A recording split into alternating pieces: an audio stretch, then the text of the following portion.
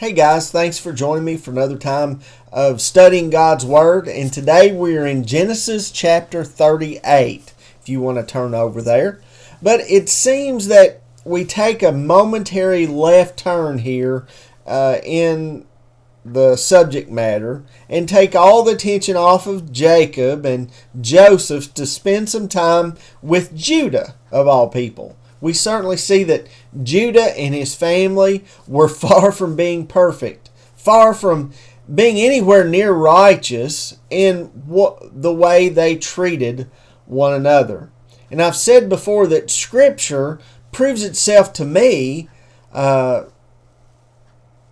that it's true by showing these men and women warts, imperfections, and all.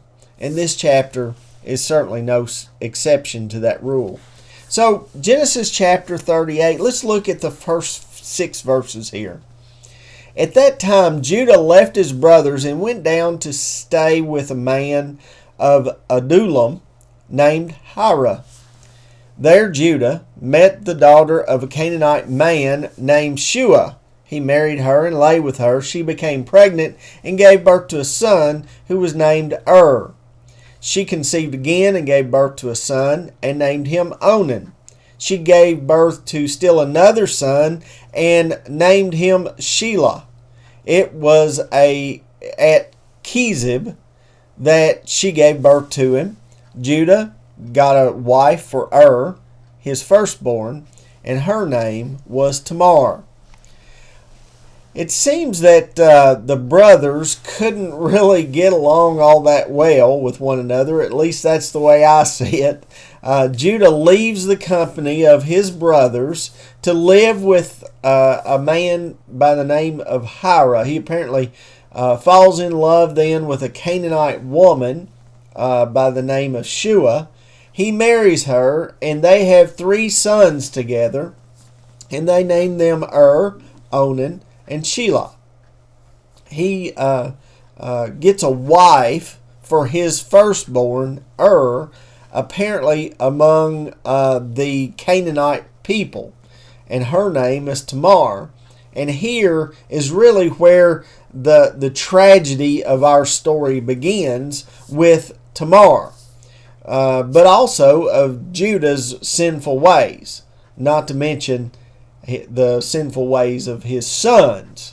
So let's go on and read verses 7 through 10.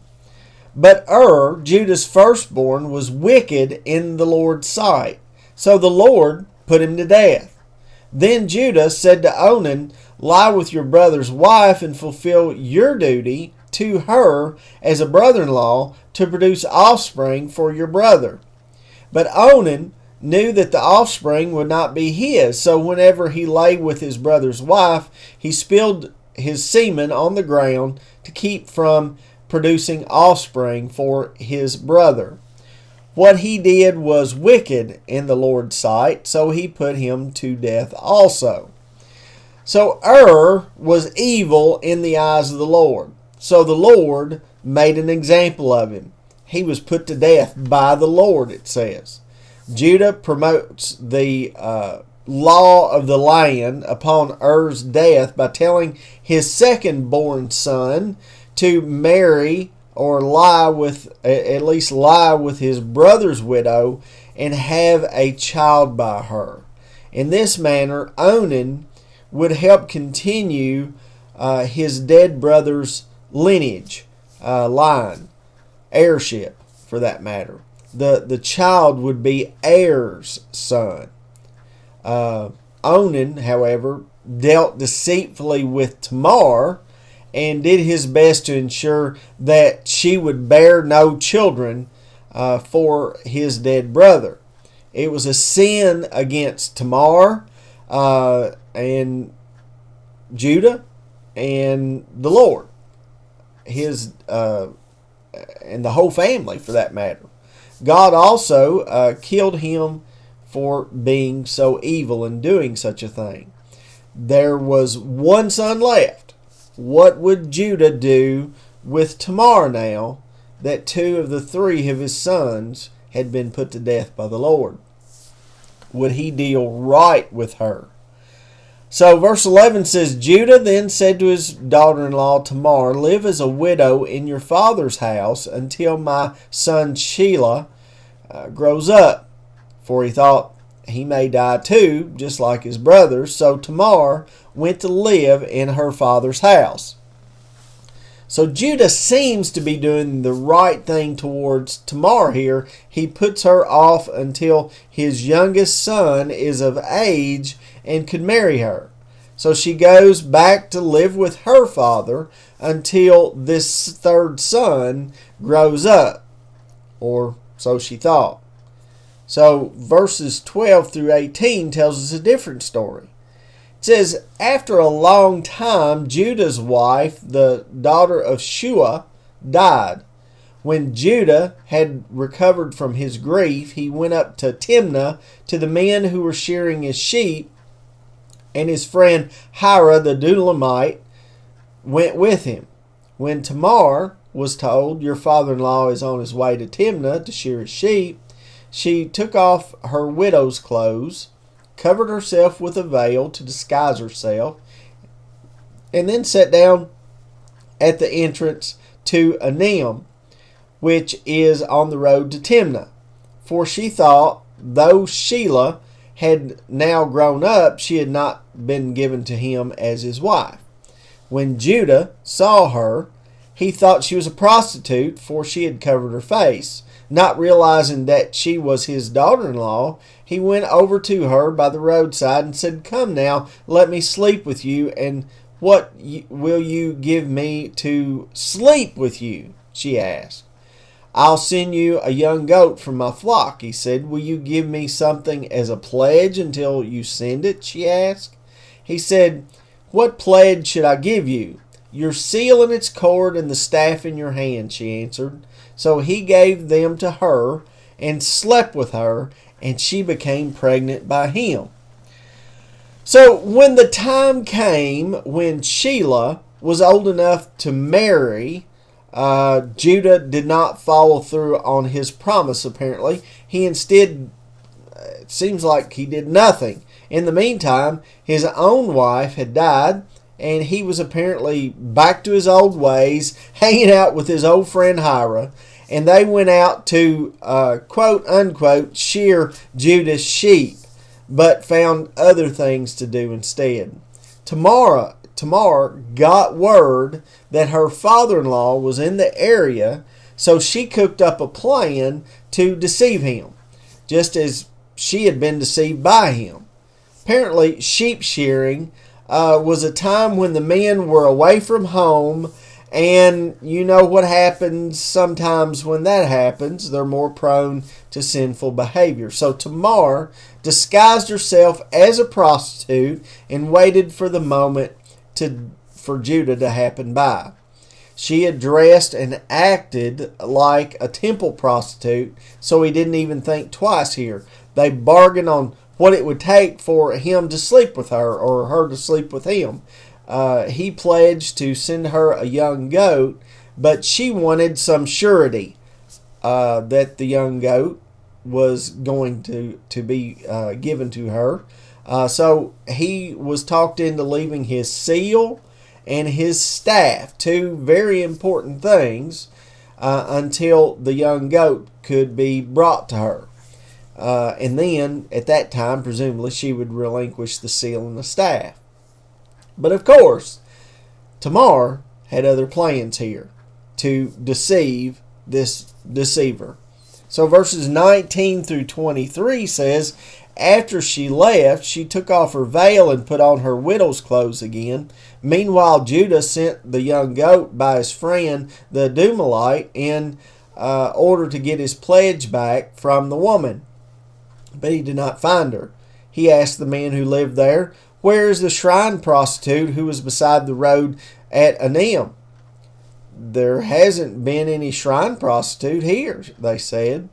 So he went back to Judah and said, I didn't find her. Besides, the men who lived there said there hasn't been any shrine prostitute there.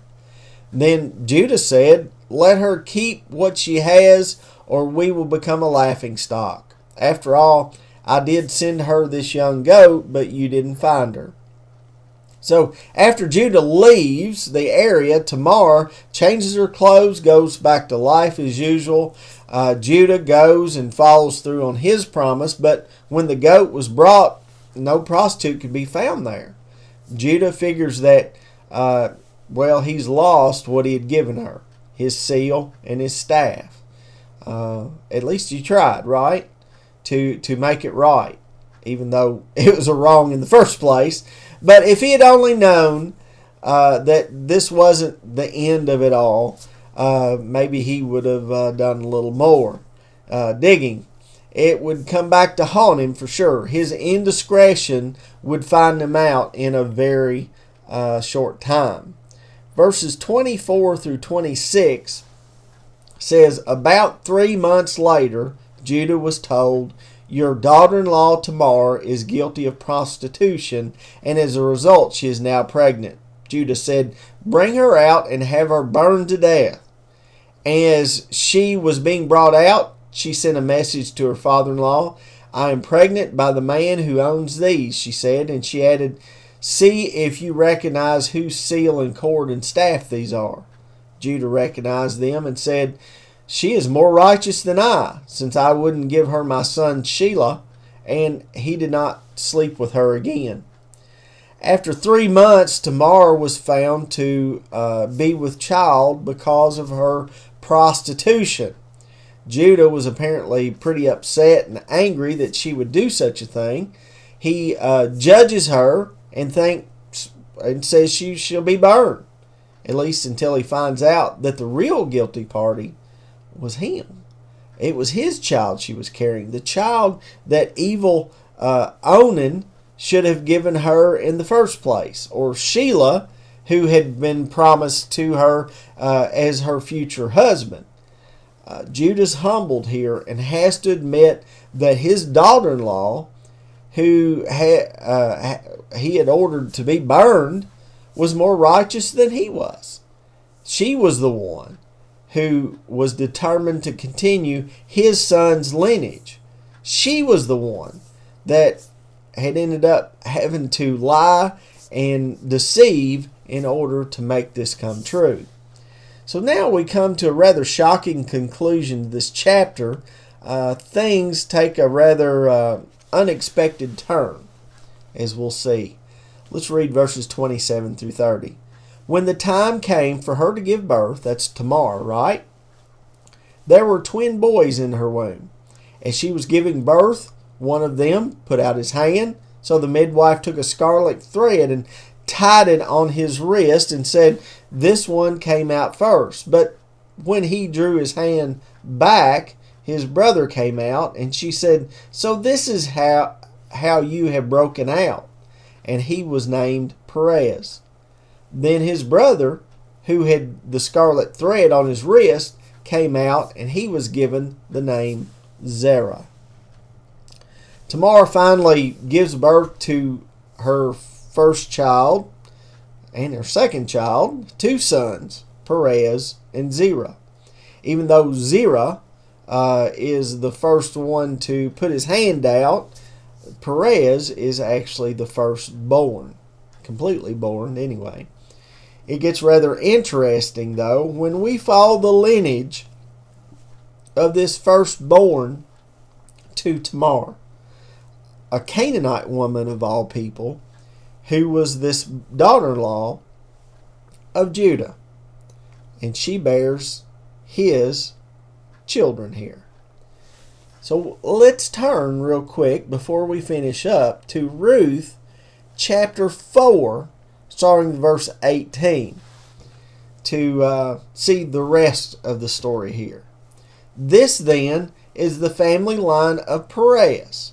Perez was the father of Hezron, Hezron the father of Ram, Ram the father of Amminadab, Amminadab the father of Nahashon, Nahashon the father of Salmon, Salmon the father of Boaz, Boaz the father of Obed, Obed the father of Jesse, and Jesse the father of David. Did you catch that? So this son, born out of such a messed up situation to Judah, is the father of David. So he's also the ancestor of not only David, but Jesus himself. Yet again, we see how God uses some very, very fallible people, imperfect people, to bring about His great and perfect will. Maybe, just maybe, that's what He intends to do with us. He certainly does. He uses imperfect people because that's all He can find, folks, to do His will in this old world. So may we take encouragement and gain a better perspective of our own lives through the message today found in Genesis chapter 38. May God bless you and keep you and give you peace till we can meet here again.